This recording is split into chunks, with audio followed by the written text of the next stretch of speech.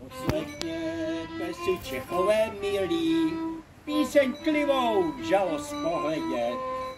O tom, jak jsme se tu připravili, o věc, kterou znával celý svět. Když prušáci k Hradci Tody táhli a Franz Josef měl už na mále, tak se v Brodě poprvé začali všude brousit naše korále. Tak se v Brodě nejprve začali po domácku brousit korále.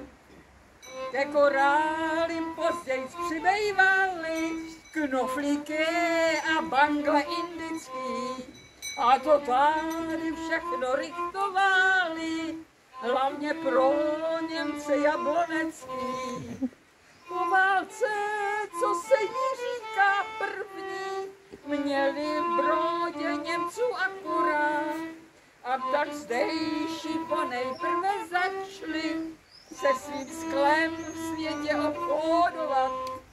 A tak zdejší ponejprve začali se svým sklem v světě obchodovat.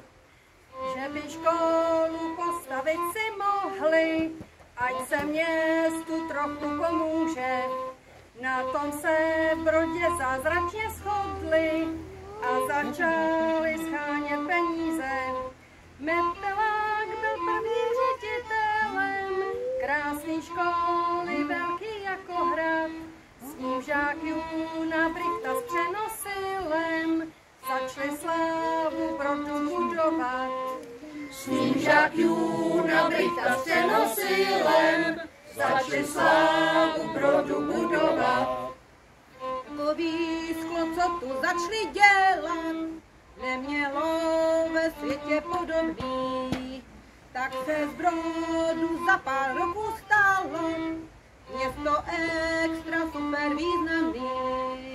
Po tu slávu dost se zasloužili zdejší lidi hodně šikovní. Raja Vele, Pastrnek či Kleiner, a nebo oba Halámovi. Raja Vele, Pastrnek či Kleiner, a nebo oba Halámovi. Po válce, co se jí říká druhá, svobody tu málo užili. Po únoru šlo to dosti stuha, že to se je všechny združili. Za pár roků vzadu za Kolorou vyrostla veliká fabrika. Skoro všichni z Brodu v ní pracujou, její sláva hvězd se dotýká. Skoro všichni z Brodu v ní pracujou, její sláva hvězd se dotýká. Zdobí ženy z celečkýho světa, dělá mísy, vázy, figurky, brousí rije, pískuje a leptá, pro baráky dělá mozaiky. Na tej čas, co panoval tu tenkrát, vypadal, že věčně potrvá. Čáru přesto ale udělala revoluce novemberová. Čáru přesto ale udělala revoluce novemberová.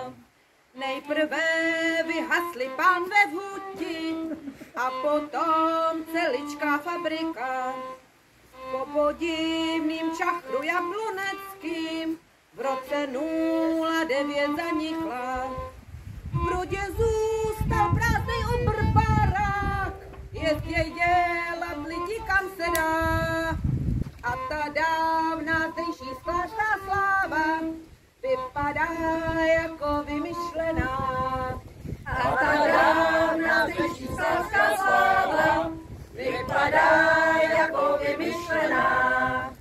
Něco ale lidem přece nedá a chtějí se sklem pasovat. Ona by to taky byla škoda, nechat fort a cizím zvácovat. Školu máme 100 let, nám to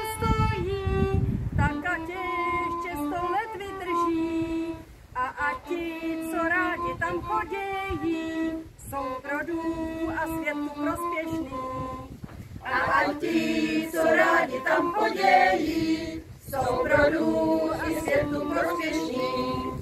Takže není nutný hlavu věšet, vždyť naděje zmírá poslední. Ať se Brodu zase více daří, ať je zase město skleněný. Takže není nutný hlavu věšet, vždyť naděje zmírá poslední.